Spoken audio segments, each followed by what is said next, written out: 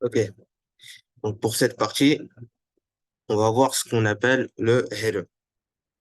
Alors, le header, c'est ça le header, d'accord? Ça, c'est le header. Alors, le header, pour pouvoir faire un header comme ça, avec plusieurs menus, d'accord? On a vu dans les précédentes vidéos qu'il était impératif de pouvoir créer ces menus au préalable. Un menu pour la partie desktop et un autre menu pour la partie mobile et tablette. Pour pouvoir paramétrer son header, c'est tout simple. Il faut aller dans Apparence, puis Personnaliser.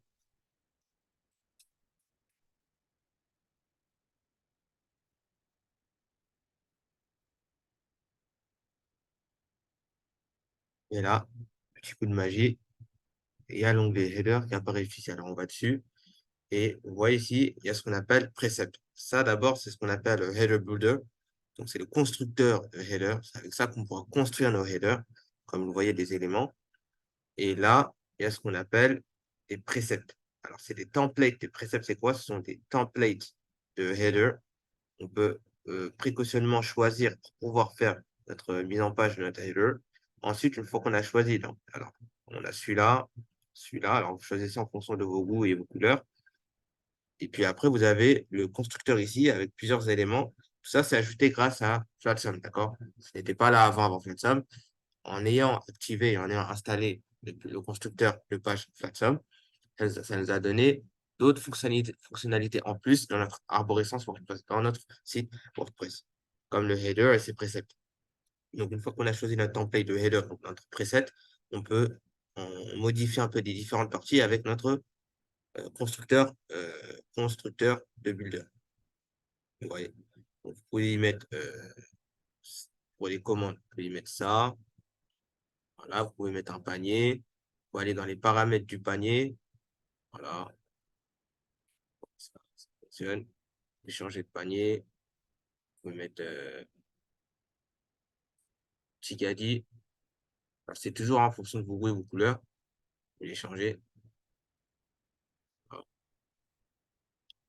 Vous pouvez le déplacer, le mettre à droite, à côté de la barre de recherche. Ou alors le mettre en haut, mais bon, c'est ce qui se fait pas trop. Et bon, ça se fait pas trop. Voilà, vous pouvez un peu vraiment jouer avec les différentes modalités. Vous pouvez mettre une new later, voilà, une new later directement ici.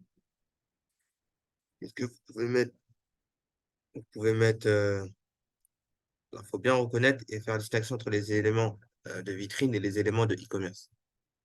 D'accord, ça c'est un élément de e-commerce qui permet aux acheteurs de pouvoir se créer un compte. Élément e-commerce. Ça, c'est le top bar menu.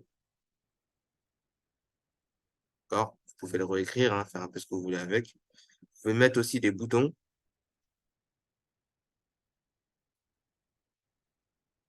D'accord, vous pouvez paramétrer les boutons, faire un peu ce que vous voulez. Ça se passe ici.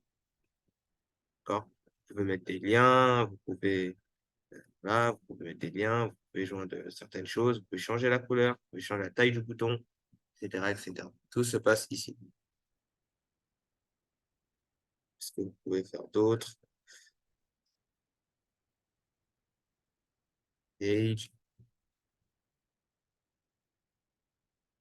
pas mal d'éléments, vous pouvez mettre un search form, voilà, voilà.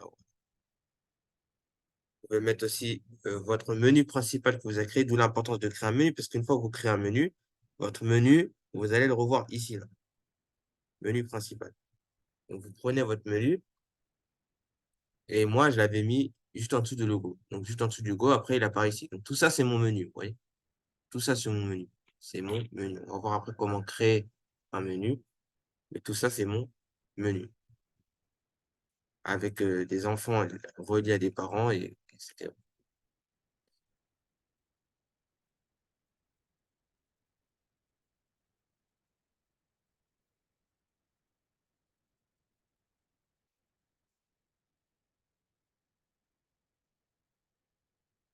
Ici, on a la partie mobile, tablette. D'accord. Et ici, dans l'élément navcon, c'est ça. L'élément navcon, c'est ça. En fait, c'est un menu mais un menu déroulant. Et pareil, ici, vous retrouvez tout votre menu. En général, ça se fait plus pour mobile et tablette. D'accord? Ici, vous avez vos enfants. Les parents, il faut bien comprendre le système de catégories d'enfants. Ça, c'est vos catégories. D'accord? C'est vos catégories et vos catégories contiennent des enfants pour la plupart. Et vos enfants, c'est le système d'enfants et parents. Alors, vos catégories, c'est plutôt, ça, c'est la catégorie parents. Et ce qu'il y a dans la catégorie parents, ce sont les enfants, c'est la catégorie enfants. Les termes utilisés, on parle de système d'enfants et de parents. D'accord?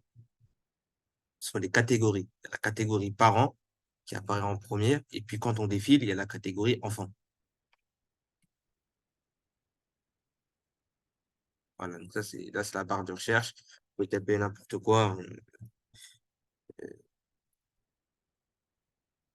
puis ça va chercher. Hop, puis ça, c'est la barre de recherche. Puis après, vous avez tout un. Ici, vous avez tout un. Ça se déroule comme ça. Barre de recherche, vous tapez. Voilà. Et en fait, il vous déroule. Ça, c'est la barre de recherche. Et puis, c'est intéressant de mettre une barre de recherche si vous avez beaucoup d'éléments dans votre site Internet. Si vous avez beaucoup de contenu dans votre site Internet, ça vous permet d'aller plus rapide, d'aller beaucoup plus rapidement dans votre contenu. Donc, voilà.